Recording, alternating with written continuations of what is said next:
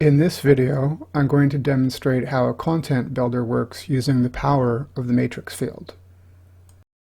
Alright, so here we are in the blog, and I'm going to talk about what a content builder and the matrix field is. And to do that, we're going to take a look at the new online activity blog entry. Okay, so we open this up and we have a few basic fields at the top and a summary field. And then we have this field called Blog Content Builder.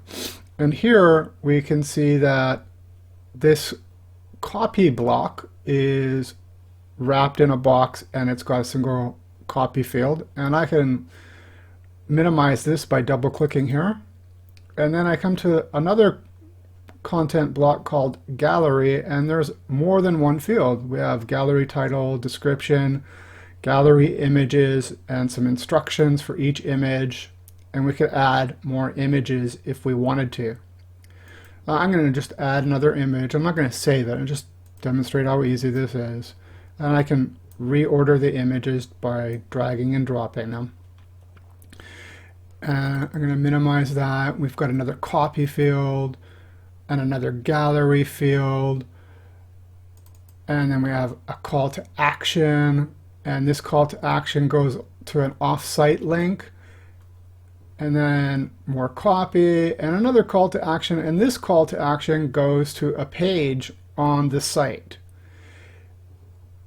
And then below this we have more buttons to add in different content blocks. Now, the content builder is unique for each site, so depending on your site's needs and content types, there may be more or less buttons, and each of these buttons would have more or less fields. They're custom made by myself to meet your website needs. Okay, so this is kind of a little bit of a longer blog content builder. What I'm going to do now is I'm going to show you a much more complex content builder by going to Singles and opening up the education landing page. And here we have only one basic field, the hero image, and then we jump into the content builder right away. And we can immediately see that this centered copy block has a lot of fields associated with it already. So what is the color of the section? Occasionally they may want to left align the block. This was an option that was added after it was initially built, so centered copy doesn't make as much sense anymore. Then there's these other options, box A, B, and C, and this just changes the styling slightly. We could add a background image, a section title. We can change the color of the copy. So right now the background is blue and the copy is white, but if we use this beige color, we'd want to change the copy color to black. Then we have copy and expanded copy. So here on the front end of the site, this copy is followed by a read more button, and clicking that slides out and reveals this longer copy.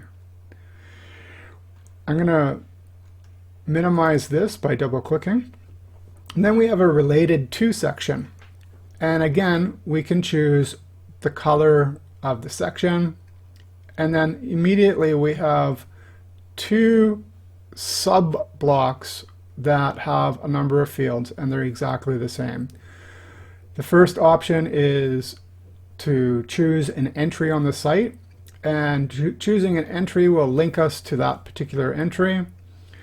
We can change the title of the entry if we want. We can change the title of the color. I use an image that we want that's not specific to that page for the listing. And you can see that these options continue down the page. We have another block called Recollection. There's no fields. We're just adding in pre-created content that is the same on all pages if you add this particular block. Another related to copy with a background image, more fields, another related to. And at the very bottom of the page, we can see all of our options. And there's more options than there were in the blog. Okay, so we have a related 3, copy and left image, add a form, all of these options. So once again, each content builder is unique to your site and content needs.